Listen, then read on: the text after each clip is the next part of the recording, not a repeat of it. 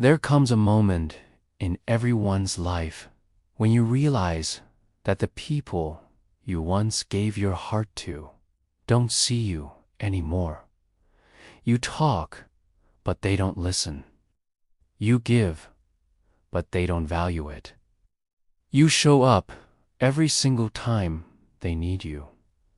But when you're the one falling apart, the world suddenly goes silent. That is one of the loneliest feelings a person can ever experience, being surrounded by people who make you feel invisible. Noah knew that feeling all too well. He was the kind of person who would always go the extra mile for others. If someone needed help, he'd drop everything to be there.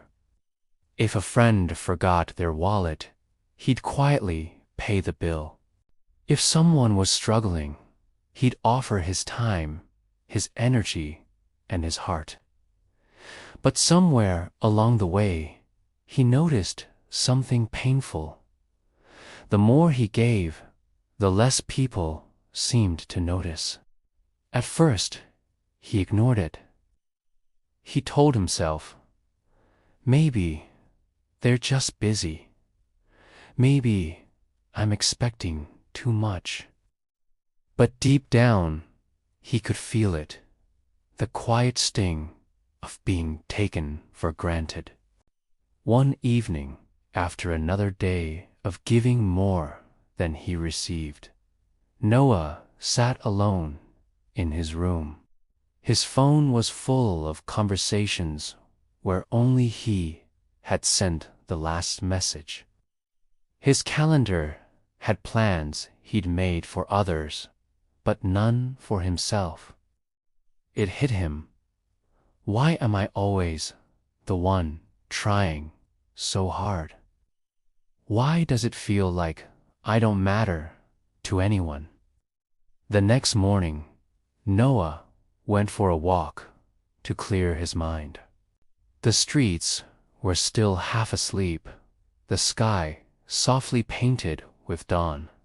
As he passed by a small park, he saw an old gardener carefully watering a patch of wilted flowers. Noah stopped and watched. The man noticed him and smiled. "You're out early," the gardener said. "Couldn't sleep." Noah nodded. Something like that. The gardener continued watering, his movements calm and unhurried. "These flowers were dying a few weeks ago," he said. "Everyone thought they'd never bloom again. But I kept watering them anyway. Slowly, they began to lift their heads again. You see, sometimes you don't stop giving because the world doesn't notice. You stop when you realize you're pouring water into the wrong soil."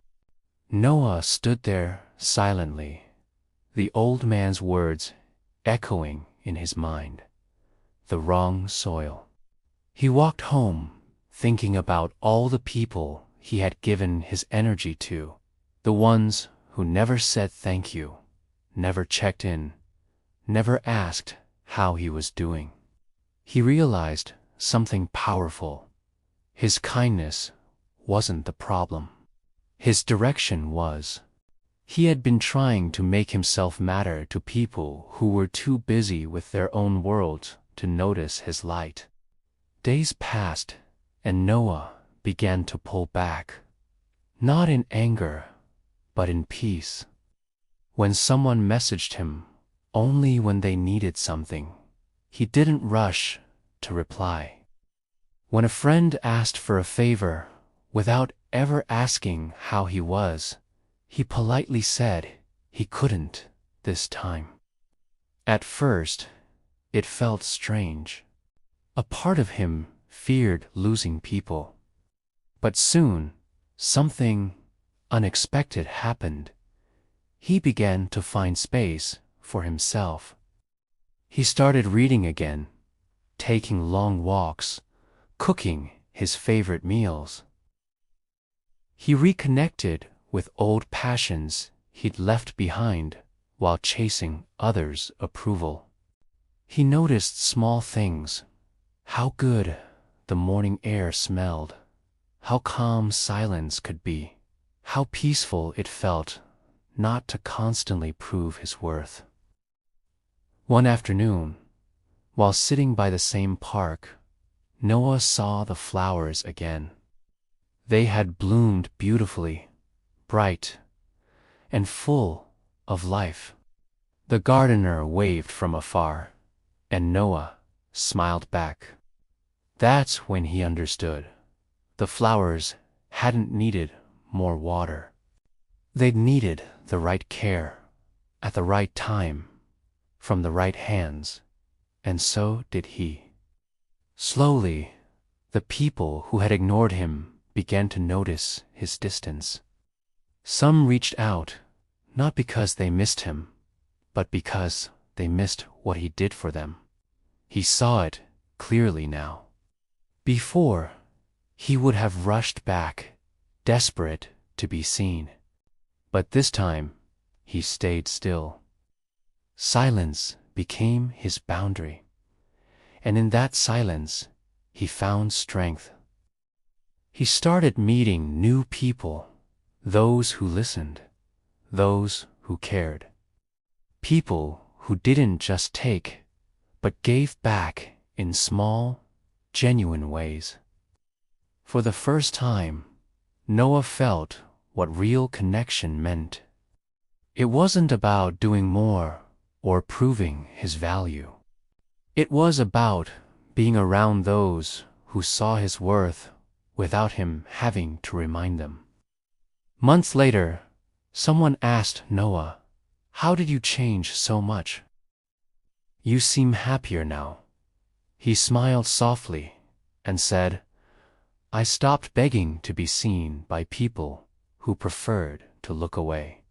I learned that being treated like you didn't matter. Doesn't mean you didn't matter. It means you resurrounded by the wrong eyes." That night, Noah sat by his window, watching the city lights flicker like stars.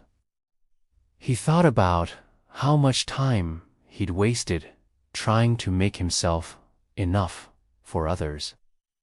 He realized he'd never been lacking. He had simply been giving pieces of himself to people who couldn't see his light because they hadn't learned how to look. The truth is, sometimes life will remove people who make you feel small. Not to punish you, but to make space for those who will remind you of your value. Being ignored is painful, but it's also a message, a push from the universe to turn your attention inward, to stop seeking validation from others and start building it from within. If you've ever felt invisible, remember Noah's story. Don't water soil that doesn't nurture your roots. Your time, energy, and love are sacred. Give them where they grow, not where they drain you. Because one day, the same people who treated you like you didn't matter will watch you bloom and realize they lost something rare. Not because you changed, but because you finally saw your own worth. And when that day comes, smile, not out of pride, but peace. I'll know then what Noah learned under that quiet sunrise. Being unseen by others is nothing compared to being unknown to yourself. Once you see your own value, no one can make you feel invisible again.